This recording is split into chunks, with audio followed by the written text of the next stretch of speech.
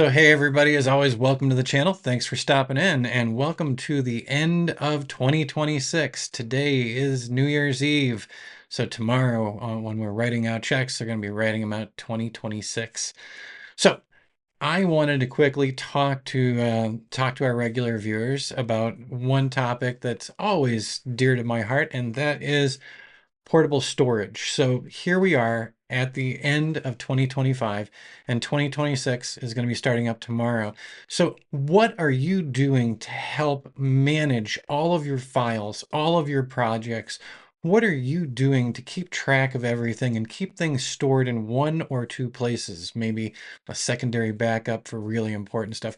But have you come up with a plan to manage all of your data's needs and all of your client data needs? Or are you just kind of slopping it around? Like right now, I've got a bunch of stuff up on my screen. This is unusual for me. Usually it's there's far fewer files going on. So I'm just going through a lot of stuff this morning, cleaning some things out, putting some things out on the desktop, moving things around, and making sure that come tomorrow, start of the new year, I'm going to be doing everything in a particular format and in a particular way that I appreciate. You do not have to take things as I do, but you should come up with a process and a plan for yourself. So right over on the right-hand side, we've got 2025 live. So that is basically going to be last year's stuff coming on.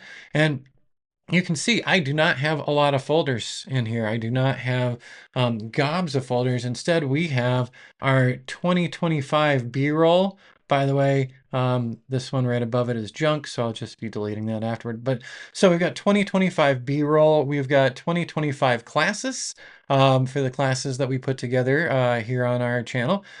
We've got our 2025 client data. So when I open that up, you'll see, hey, there's more stuff going on in there. He's got Montezuma Heights, Ponderosa Meadows, Solstice, Stringfield, advertising stuff, Astoria, Oyster, Texas project. So you can see here as we start drilling down. So if we go into Solstice, we actually have 26 flights for 2025 there.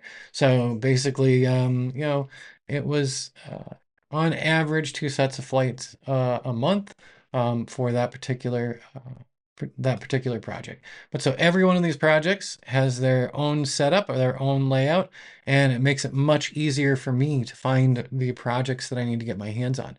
So as we move through the year, you'll look over on the right-hand side and you'll see out of 2 terabytes, I've only got 300 gigs left. Another out of 4 terabytes, hey, we've got just about everything. Let's see here, 1.46 terabytes free. Next one, only 135 gigs. And then 2022 here has 45 gigs out of 2 terabytes. So that one is in desperate need of some space. So what I'm going to be doing momentarily, and I won't bring you along with this, it'll be boring, but I'm going to be hooking this Crucial drive up to 4 terabyte drive. I will be replacing one of the older drives with it, and then I will go in and start laying out our simple folder format. We're going to do this as exFAT. I know a lot of people out there are going to be saber rattling and stuff, but I like to be able to use this drive both on the Windows and on the Mac system. And to do that, we have to do exFAT. Would I prefer one of the higher end formats? Yes, I would. But I really do need the exFAT drive just for when we're bouncing between our Windows machine and the Mac. So there you go.